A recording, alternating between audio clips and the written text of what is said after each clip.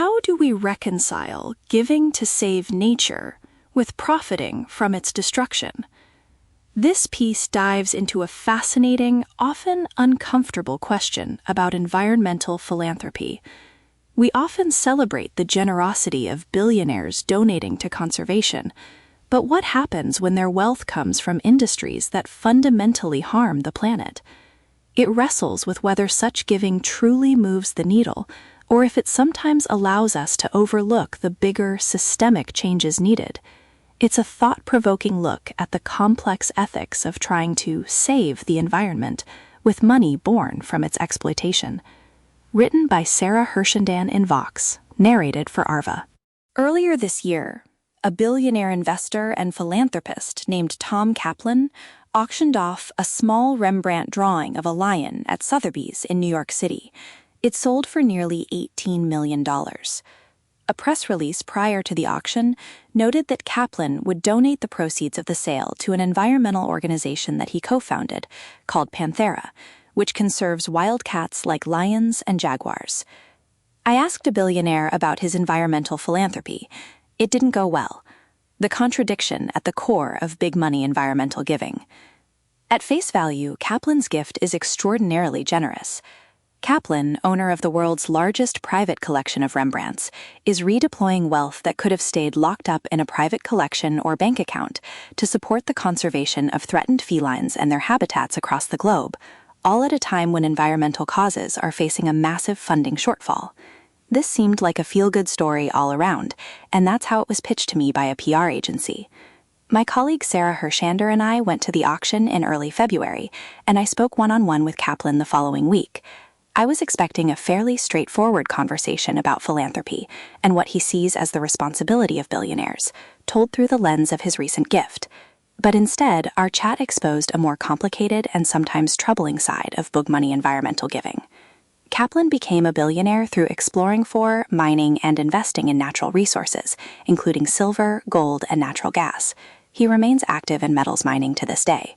Kaplan is the founder and chair of the Electrum Group, an investment firm focused on mining precious metals, and the chair of the gold mining company Nova Gold Resources, which is developing a mine in Alaska that it expects to be the largest single gold mine in the U.S. That work sits awkwardly next to what Kaplan told me is his primary passion, wildlife conservation, and in particular the big cats that Panthera works to protect. Mining is, by any measure, an unusually destructive industry for the environment and for wildlife. So I asked Kaplan, does he see, in any way, his environmental philanthropy as a counterweight to the impact of his industry? It seemed an obvious question to me, but not to Kaplan. You know, people don't ask me these questions, he told me over Zoom from a car. First of all, I'm not going to spend time on educating you about why mining has a very, very tiny footprint when you compare it to agriculture and climate change. Everyone knows that if it's a choice between my business and Panthera, I'm always choosing Panthera. With all due respect, I'm busy, so do you have anything else that you'd like to discuss? I pressed further, explaining that the public often sees a tension between mining and conserving wildlife. You're wrong, Kaplan told Vox. Please don't make things up. When you say this is the public tension, with all due respect, it doesn't exist. You're making it up. It's a very hack journalist thing to say. How do you answer, the criticism of X, Y, and Z? I've never faced it, ever, nor should I have. Kaplan went on to say that mining has no detrimental impact on wildcats, a claim disputed by 4 mining experts we later interviewed. Mining metals can destroy habitat, leach chemicals into the environment, and accelerate other threats such as deforestation that in turn impact wild animals, including big cats. Panthera itself, the group Kaplan co-founded, lists mining as a threat to at least 2 wild feline species, the flat-headed cat and the Andean cat.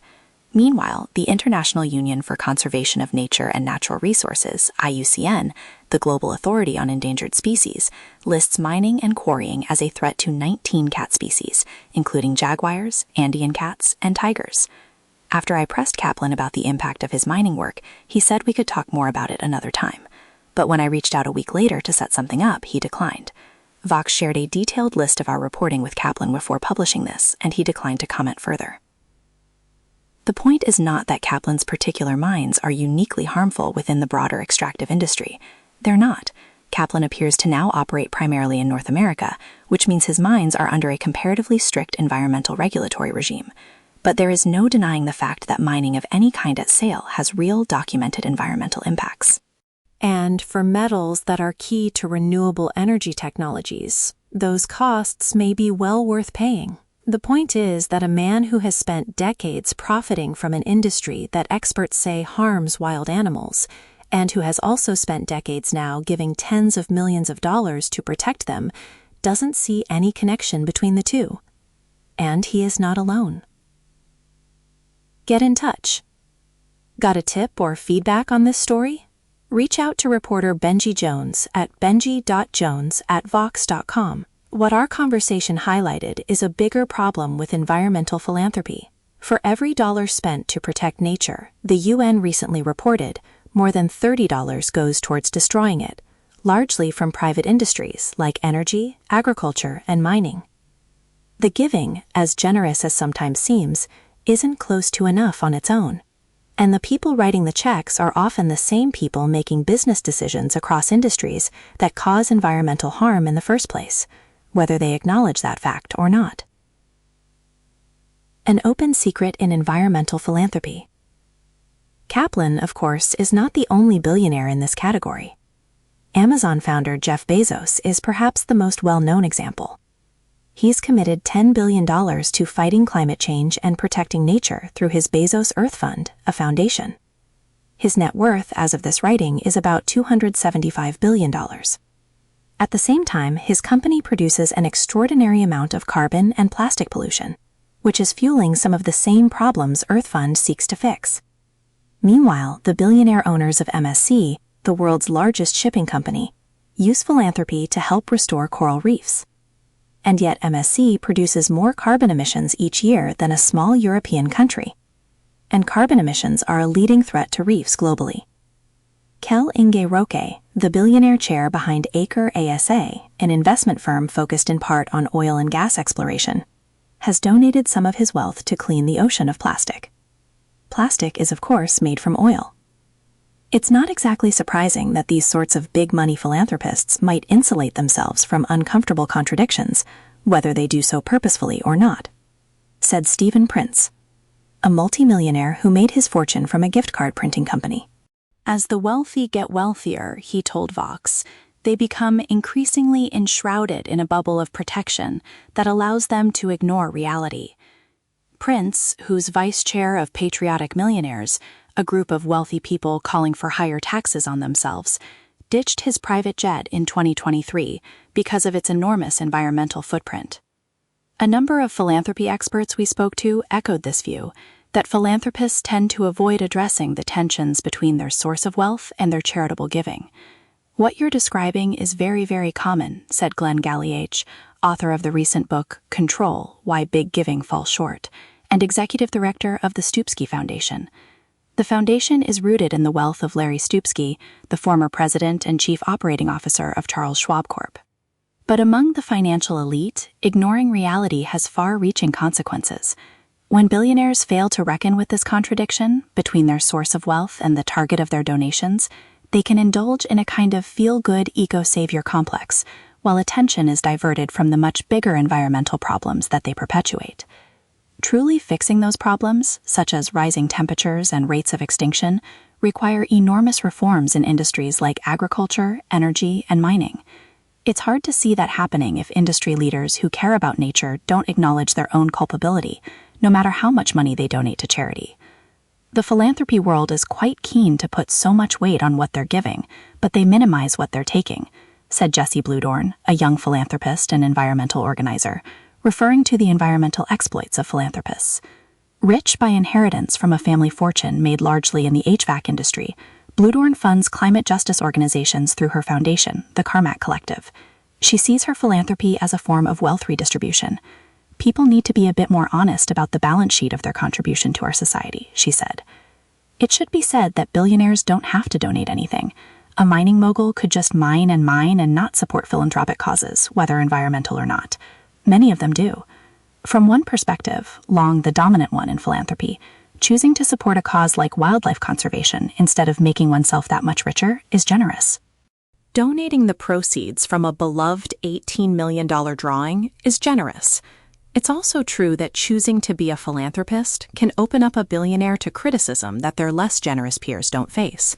There are dozens of billionaires on the Forbes billionaires list whom you've probably never heard of, perhaps because they're not giving money away publicly. And sure, billionaires may donate, in part, because they're chasing positive attention, but those who privately hoard wealth do less good in the world while more easily avoiding accusations of hypocrisy. Put another way, the folks who are super interested in destroying everything aren't philanthropists, said Tamara Tolles O'Laughlin, CEO of the Environmental Grantmakers Association. EGA is a network of over 200 private foundations, most of which are funded by wealthy families, that support environmental causes. Meanwhile, many philanthropists are breaking their backs to figure out how they can change their relationship to the money they got and what that money is going to do, O'Laughlin said. And there's another important point. Environmental groups could really use the cash. In 2023, less than 2% of global philanthropy, a high-end estimate of $15.8 billion, went toward mitigating climate change, according to the ClimateWorks Foundation. That's compared to the $78 billion that U.S. higher education reeled in last year. At the same time, the Trump administration has yanked loads of federal funds for conservation and climate groups. Government grants, however, typically make up a smaller share of an environmental nonprofit's budget relative to philanthropy. Sanoa Mize-Fox, a climate justice organizer at the National Committee for Responsive Philanthropy, is a sharp critic of the kind of donors who give to climate-related causes without addressing their own, sometimes troubling environmental records.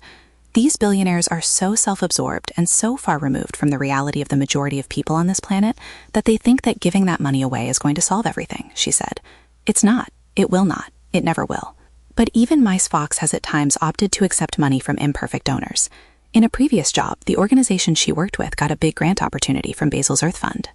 It is all blood money, and the faster that we can divest from the billionaires and reinvest that money into frontline solutions is what matters to me, Mize-Fox said, noting that most wealth is tied to some kind of exploitation, whether it was last year or 100 years ago. So then, does it really matter where the money came from if it's put to good use? A new generation of climate advocates, and some philanthropists themselves, are starting to think so. A slow reckoning is underway. In the last decade or so, some billionaire donors and their foundations have finally begun to grapple more explicitly with the source of their wealth and the harm it's caused, often with the help of donor advocacy groups like Patriotic Millionaires and Resource Generation. Perhaps the clearest example is the Rockefeller Brothers Fund. It's one of several foundations started by heirs to John D. Rockefeller's gigantic Standard Oil fortune. In 2014, the fund pledged to divest its endowment from fossil fuels like coal and tar sands. Its aim was to align its investment practices with the climate justice efforts it has supported since the 1990s. In 2020, the much larger Rockefeller Foundation similarly decided to untangle its endowment from fossil fuels. It was a remarkable statement from an organization founded from a $100 million cut, worth about $3.3 billion in today's dollars, of one of history's largest oil fortunes. The weight of this legacy is not lost on us, Chan Lai, the Rockefeller Foundation's chief investment officer, told Vox in a statement. The divestment was in part a form of accountability, he said, for the source of the Rockefellers' fortune. A number of other major foundations have similarly decided to divest from fossil fuels, spurred in part by the murder of George Floyd. Protest in 2020 pushed grantmakers to more publicly acknowledge the damaging roots of their riches, fund more climate justice work led by people of color, and align their endowments, the investment funds they use to grow their wealth, with their charitable missions. Some living billionaires have made similar moves. California gubernatorial candidate Tom Steyer has spoken publicly about his pivot from investing in fossil fuels to funding climate solutions. I went from being somebody who was blithely investing in everything in the economy to no, that's not okay, he said in a recent interview on the podcast Heated. And I need to leave billions of dollars on the table to make sure that I'm actually doing the right thing. More than a decade ago, Nicky Oppenheimer, Africa's fourth richest person and heir to the massive De Beers diamond fortune, sold his family's $5.1 billion stake. Since then, he's invested heavily in wildlife conservation. Is giving enough? Given the sheer scale of environmental problems and the gaping hole in funding to fix them, it is perhaps a terrible idea to criticize any environmental philanthropist. Vox itself relies on grant funding for some of our environmental coverage, including this very piece. Implying that a philanthropist could do more for the planet when they're already donating a lot is, as Kaplan put it in our call, an unusual take on things. Yet that response, again, belies a more fundamental issue. The economic system we live in today, which billionaires help perpetuate, is not working. For the roughly $220 billion spent to save nature in 2023, more than $7 trillion went to activities that destroy it, such as subsidies for fossil fuels, according to a recent UN report. Environmental philanthropy comes nowhere close to balancing the scales, especially if it does nothing to shrink the larger half of that equation. To borrow an analogy from groups fighting plastic waste, it's like trying to mop up from an overflowing bathtub without turning off the faucet.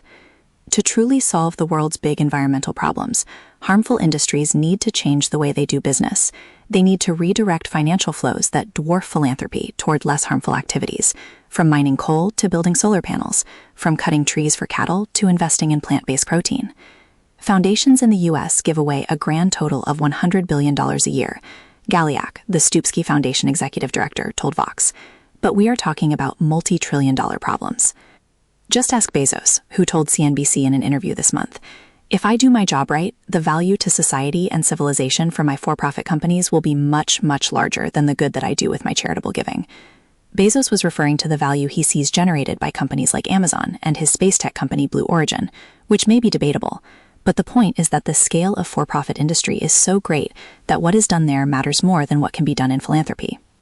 Maybe the companies that Kaplan has invested in are leading the way in sustainability, in making the metal mining industry less harmful to ecosystems and the cats that he adores.